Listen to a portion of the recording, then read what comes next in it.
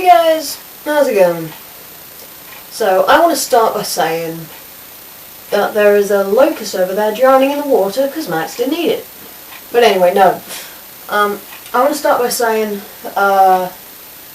that, recently I've been leaving it quite late before making these videos, and making them later in the day instead of earlier. And feeling like I should have done it a bit earlier in the day, or at least uploaded it a bit earlier in the day. But today I realised that if I had made this video this morning, I wouldn't have had the story and therefore the message to give you today. Also, that kind of links into the music that I've been using. It's been more soft. I've been moving away from Christmas songs, even though it is the 12 days of Christmas. I've been moving away from Christmas songs, and I've been more with soft or inspirational music, if you like, because in the spirit of Christmas I am trying to put a message in these videos where I can. So I thought inspirational music would go with the message and whatever, so I will put a happier tone on my One More Day to Christmas video, but for now I want to use this music and tell you about something that happened today. You may have heard me talking in an earlier video about feeling alienated, if you like, a little alienated about, being different from the rest of the group in Vikings, because they could outlast me. That locust is doing backstroke now. Sorry. They could outlast me because I said it was shit at fight. It was because I was shit at fighting. Even though I did put in the description that it was actually because of my asthma. It was because of my asthma. I'm not shit at fighting. I've just come to the opinion that I'm shit at fighting because it gets me down, And, everyone has things about them that is, makes it hard for them to do things, whether it be anything from mental disorders to physical impairments or whatever, and it does make you feel a bit down and a bit alienated from everyone else, even if you're not. Because, the kindred is all about, we're all equal, we're all the same. One big, happy, slightly dysfunctional family.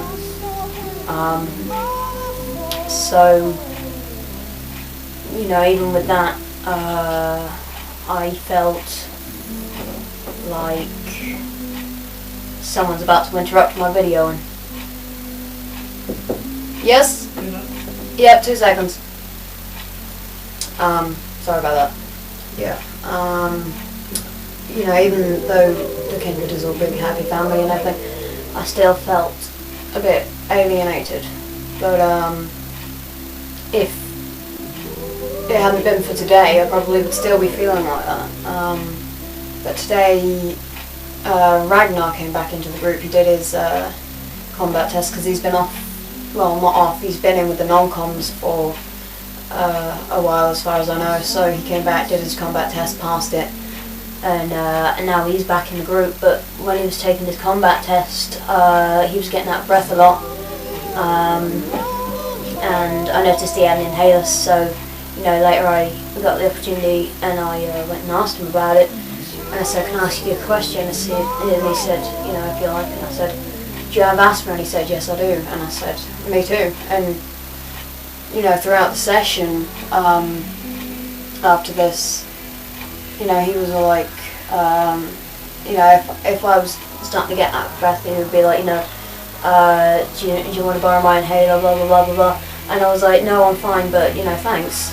And even if I do still feel a little bit alienated from the rest of the group, it was good to know that there is someone else there that is going through what I'm going through, if you like. And I actually admire Raggers because, I don't know what he was like before he joined the non-coms, obviously because I wasn't there.